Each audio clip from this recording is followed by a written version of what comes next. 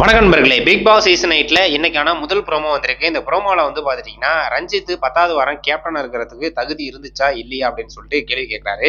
மஞ்சரி சொல்றாங்க, அவங்க கேப்டனா வழி நடத்தாம, கேப்டன நாங்க வழி நடத்துறாப்புல ஆயிருச்சு அப்படிங்கிறாப்புல சொல்றாங்க. சாக்லின் அவர்கள் கேப்டன் அப்படிங்கிறது அவங்க உள்ளுக்கு இருந்ததே தெரியல, வேஸ்ட் அப்படிங்கிறாப்புல சொல்லியிருக்காங்க. தீபக் அவர்களும் எல்லாருமே பாத்துட்டீங்கன்னா, நம்ம ரஞ்சித் அவர்கள் கேப்டன் ஆனதே பாத்துட்டீங்கன்னா வேஸ்ட். அவர் கேப்டனா உள்ளுக்கு இருந்ததே வேஸ்ட்.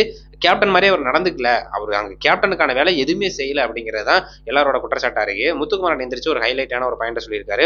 ஸோ ரஞ்சித் அவர்கள் பாத்தீங்கன்னா எல்லா கேப்டனும் மரியாதைக்குரியவரா இருந்தாங்க. ஆனா நம்ம ரஞ்சித்தோட கேப்டன்ஷிப் பாத்தீங்கன்னா பரிதாபமா இருந்துச்சு அப்படிங்கிறப்பல பாத்தீங்கன்னா நச்சுன்னு அவரோட பாயிண்ட்ல சொல்லியிருக்காரு. ஸோ அதுதான் உண்மையும் கூட. விஜய் சேதுபதி பாத்துட்டீங்கன்னா கரெக்டா ஒரு பாயிண்ட் பிடிச்சு கேட்கறாரு.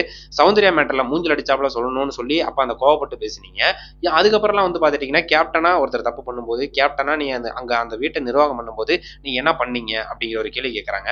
ஏன்னா சௌந்தர்யா கிட்ட காட்டின அந்த கோபம் மீதி அந்த கேப்டனா நீங்க பிக் பாஸ் ஹவுஸ்க்குள்ள என்ன பண்ணீங்க அப்படிங்கிறவள கேட்கறாங்க. அதுக்கு ரஞ்சித் கிட்ட பதில் இல்ல. ஸோ அவர் பாத்துட்டீங்கன்னா 10 வாரம் வந்துருச்சு.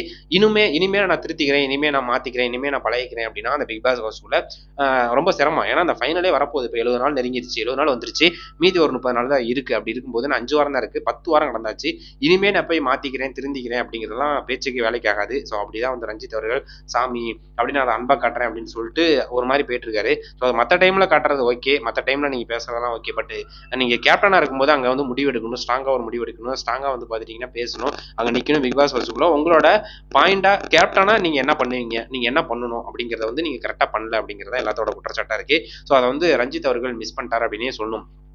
இனி இந்த வீக்ல கண்டிப்பா பாத்துட்டீங்கன்னா நாமினேஷன் பண்ணும்போது கண்டிப்பா நாமினேஷன் லிஸ்ட்ல நம்ம ரஞ்சித்தை கொண்டாந்துருவாங்க. ஏன்னா கேப்டனா அவர் இருக்க தகுதி இல்லை, அதனால அவர் நாமினேட் பண்றேன் அப்படிங்கிறவங்கள கொண்டாந்துருவாங்க. அப்படி நாமினேஷன் லிஸ்ட்ல வந்தார் அப்படின்னா கண்டிப்பா நெக்ஸ்ட் வீக் எலிமினேட் ஆயிடுவார் அப்படிங்கிறதுல எந்த விதமான மாற்று கருத்தும் இல்லை. ஏன்னா 10 வாரம் வந்ததே ஒரு பெரிய சாதனையா பார்க்கப்படுது. பட் அவர் 10 வாரம் உள்ளுக்கு இருந்து பெருசா ஒன்றும் பண்ணல அப்படிங்கிறதா எல்லாரோட ஒரு குற்றச்சாட்டு. அது கேப்டனா ஒரு கையில ஒரு பதவி கிடைச்சதுக்கு அப்புறமா அவர் பெருசா பிக் பாஸ் ஹவுஸ்ல ஒண்ணுமே பண்ணல அப்படிங்கிறதா எல்லாரோட குற்றச்சாட்டா இன்னைக்கு ரஞ்சித் அவர்களை வறுத்து எடுக்க போறார் நம்ம விஜய் சேதுபதி அவர்கள்.